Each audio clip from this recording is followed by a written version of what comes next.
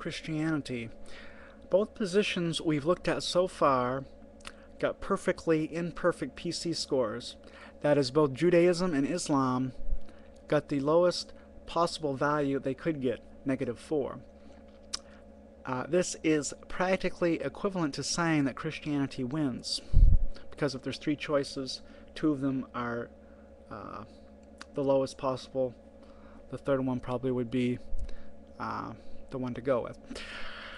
I am aware of no plausible candidates for incompleteness in Christianity.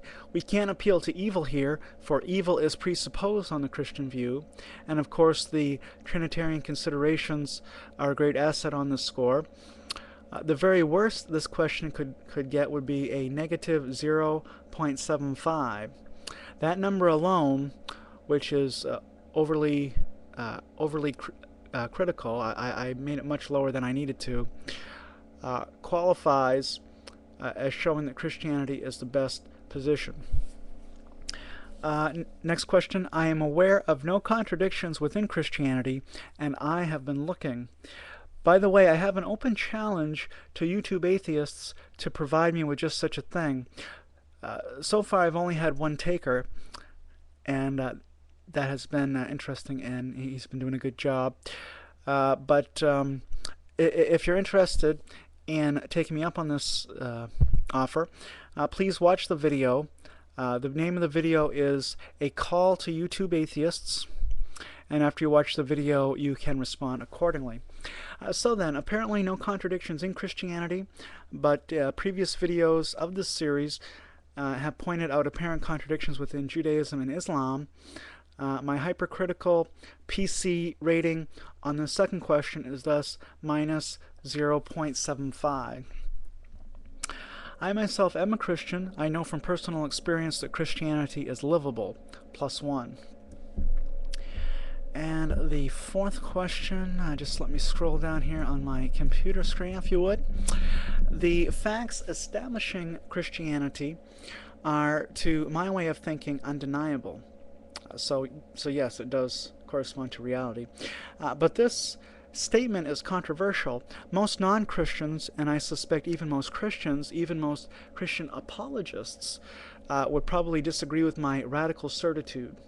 Nevertheless, we do certainly have some reason, however slight, and I don't think it is slight, but just for the sake of argument, suppose it is, we do have some reason for supposing Christianity to be wholly factual. Given theism, it is entirely possible that some sort of incarnation may have occurred, and there is some sort of historical evidence that Jesus rose from the dead. Supposing we accept the resurrection of Christ as historical, that would give us at least some reason to think that he is God, as he claimed. And Jesus did claim to be God, by the way, but let's stay focused on the matter at hand and ignore that for now. The very least value we could give on this fourth question, let us say, would be another -0.75. The absolute worst, or at the absolute worst, the PC value of Christianity relative to theism is -1.75. So we can go with a -4 with Judaism or Islam, or at worst a -1.25. The implication of PC is clear. Christianity is much better than Judaism and Islam when it comes to the position calculus.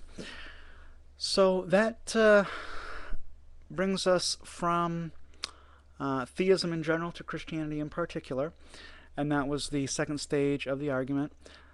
So the argument itself is complete, but I do want to make at least one more video to leave some concluding remarks. Shalom.